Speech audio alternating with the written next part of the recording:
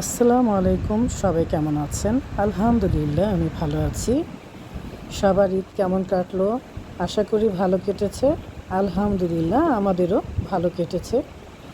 শ্বশুর বাড়ি বাবার বাড়ি দুই বাড়ি মিলিয়ে ঈদটা পালন করেছি আলহামদুলিল্লাহ।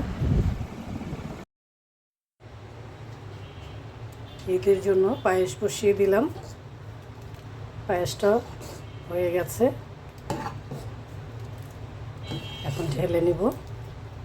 মিষ্টি খাবার না হলে তো আবার ঈদের মধ্যে চলে না, তাই না? পায়েসটা এখন একটা বাটিতে ঢেলে নিব। পায়েসের উপরে কিশমিশ দিয়ে দিচ্ছি।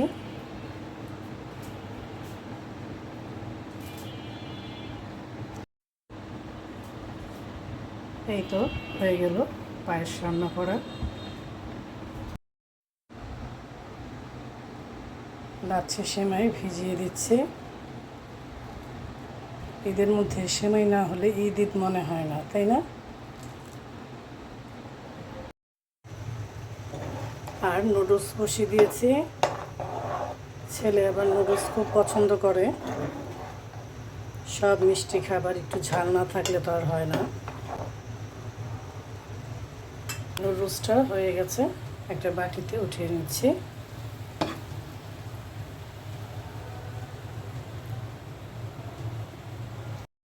ঈদের দিন সকালবেলায় আমার নাতনি চলে এসেছে।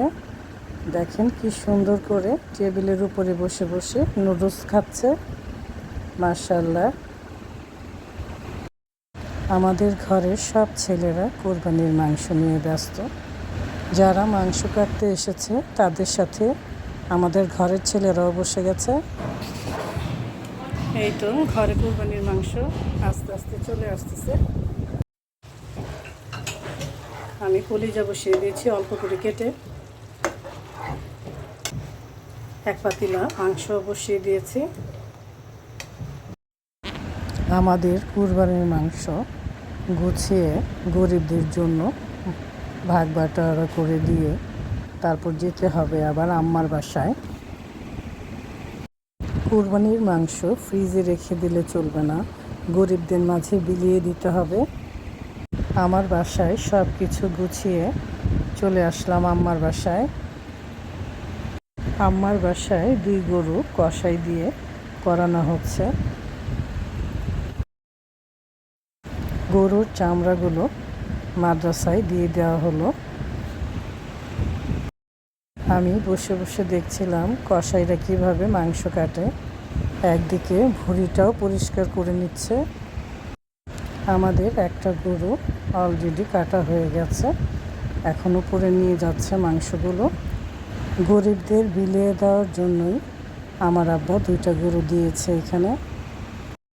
অনেক আত্মীয় স্বজনকেও দিতে হবে যারা কুরবানি দিতে পারেনি। আশেপাশের অনেকেই আছে যারা কুরবানি দেয়নি, তাদেরকেও তো দিতে হবে, তাই না? আম্মার বাসায় দুপুরে সবার জন্য খাওয়ার ব্যবস্থা করা হয়েছে। সারাটা দিন ওরা যে কত কষ্ট করছে, তাদের খাওয়ার ব্যবস্থাও তো করতে হবে। ঈদের দিন অনেক ব্যস্ততার মধ্যে সারাটা দিন কেটেছে। আল্লাহ যেন আমাদের সবার কুরবানি কবুল করে নেয়। সবাই ভালো থাকবেন। সবাইকে ঈদের শুভেচ্ছা জানাই। আল্লাহ হাফেজ।